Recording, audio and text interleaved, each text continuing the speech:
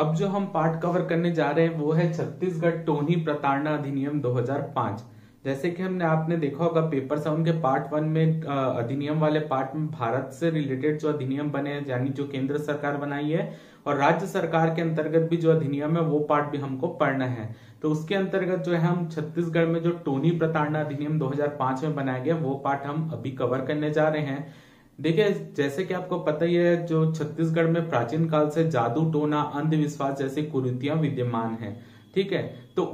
उसके कारण क्या हो रहा था कि जो लोग हैं जादू टोना या जो अंधविश्वास है उस पर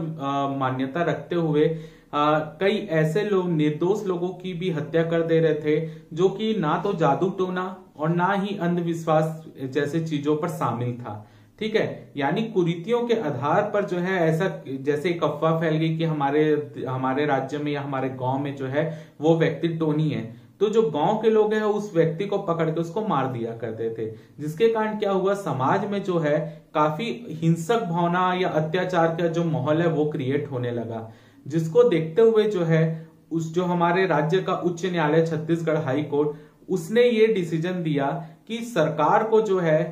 ऐसे कुछ नियम बनाने चाहिए जो इस तरीके के अंधविश्वास को रोके।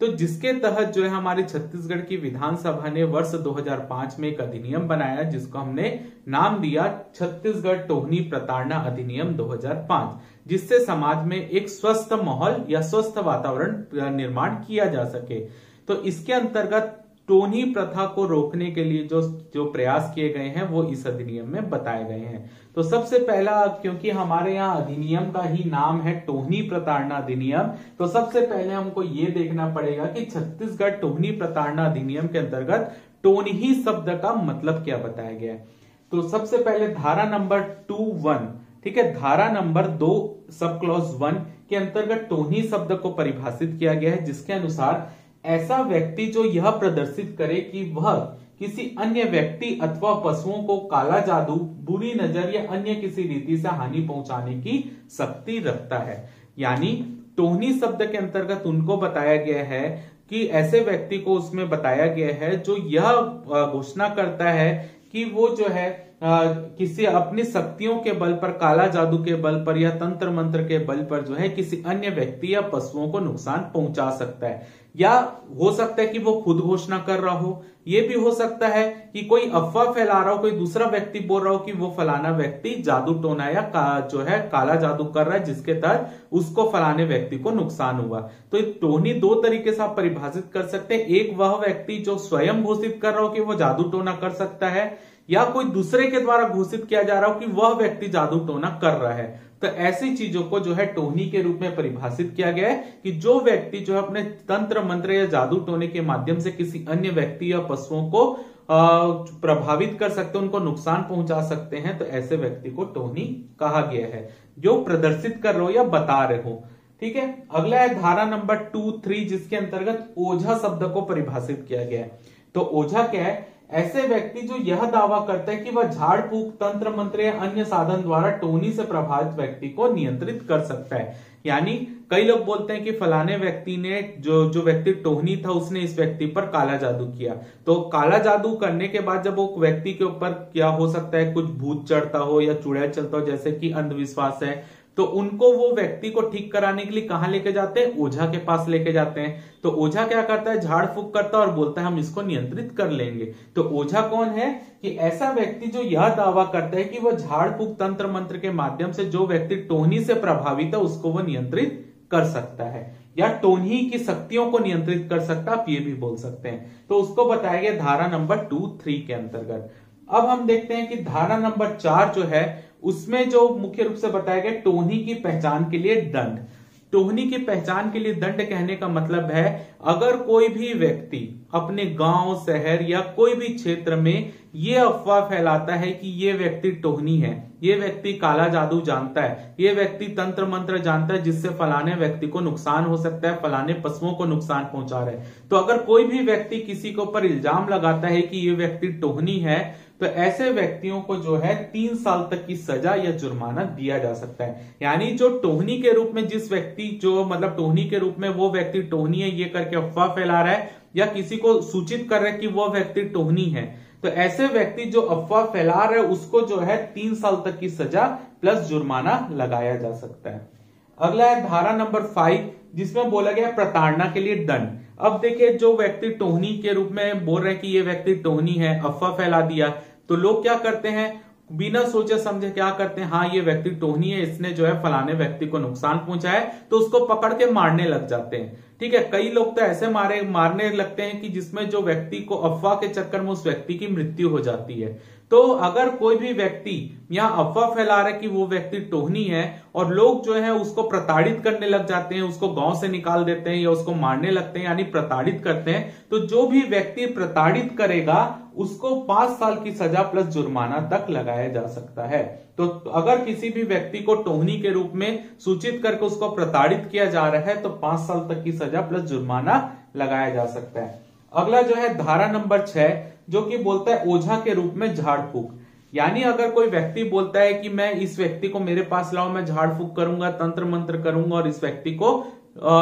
ठीक कर दूंगा या टोहनी को नियंत्रित कर लूंगा, तो ऐसे व्यक्ति के ऊपर जो है 5 साल तक की सजा और जुर्माना लगाया जा सकता है। यानी ओझा के रूप में जो भी व्यक्ति झाड़ फूक कर रहा है कि मैं इस टोहनी को नियंत्रित कर लूंगा, ऐसा कोई भी काम कर रहा है तो उसको 5 साल तक की सजा प्लस जुर्माना लगाया जा सकता है। अगला देखते हैं हम धारा नंबर 7, टोहनी होने का दावा। अगर कोई व्यक्ति स्वयं से बोलता है, खुद दावा कर रहा है कि मैं टोहनी हूं, मैं अंधविश्वास, मैं जादू टोना जानता हूं, मैं तंत्र मंत्र जानता हूं, मैं इस तंत्र मंत्र के सारे इस व्यक्ति को नियंत्रित कर लूंगा या इस व्यक्ति को प्रभावित करूंगा, उसके स्वास्थ्य को प्रभावित करूंगा, तो ऐसे व्यक्ति जो स्वयं को टोहनी के रूप में सूचित कर रहे हैं, टोहनी के रूप में अपने आप को प्रचारित कर रहे हैं, ऐसे व्यक्ति को भी 1 साल की सजा प्लस जुर्माना लगाया जा सकता है। यानी जो व्यक्ति स्वयं को भी टोहनी के रूप में सूचित करेगा या सबको बताने की कोशिश करेगा मैं टोहनी हूं, मैं तंत्र मंत्र जानता हूं, जादू टोना करता हूं, तो ऐसे व्यक्ति को भी 1 साल की सजा प्लस जुर्माना लगाया जा सकता है। ठीक है, तो यहां पर अगर टोहनी प्रताड़ना अधिनियम के अंतर्गत कोई भी केस दर्ज करना चाहता है तो उस पर जो निर्णय लेने का अधिकार है वो है प्रथम श्रेणी के न्यायिक मजिस्ट्रेट का। ठीक है, प्रथम श्रेणी का न्यायिक मजिस्ट्रेट टोहनी प्रताड़ना अधिनियम के अंतर्गत सजा दे सकता है। आपको एक चीज और जानना चाहिए कि जो टोहनी प्रताड़ना अधिनियम के अंतर्गत जो भी अपराध हैं वो संज्ञेय अपराध हैं और साथ ही साथ गैर जमानतीय अपराध हैं। संज्ञेय अपराध का मतलब वो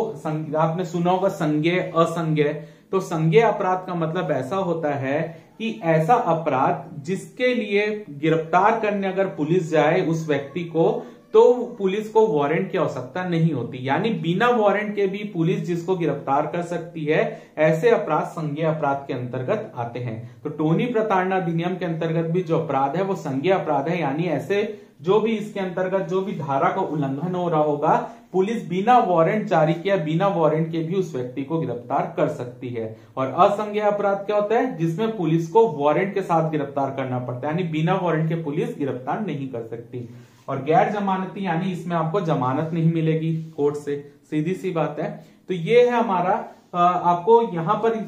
एक चीज और बताई गई कि अगर टोहनी प्रताड़ना अधिनियम में कुछ चेंज करना है, सजा बढ़ाना है, कम करना है, तो ये अधिकार जो है वो राज्य सरकार यानी राज्य विधानसभा के पास है, क्योंकि तो अधिनियम राज्य विधानसभा बनाया तो उसके लिए जो है पर जो भी इसमें चेंज करना हो इस अधिनियम में वो जो राज्य की विधानसभा होगी वो चेंज कर सकती है। तो ये है हमारा छत्तीसगढ़ टोहनी प्रताड़ना अधिनियम 2005, जिसके अंतर्गत 2 नंबर में आपसे टोहनी की परिभाषा पूछी जा सकती है, ओझा की परिभाषा पूछी जा सकती है। उसके अलावा जो भी अगर ये भी पूछा जा सकता है छत्तीसगढ़ टोहनी प्रताड़ना अधिनियम की विशेषताएं क्या है, तो आपको जो भी हमने यहां पर पढ़ा वो सभी इस अधिनियम की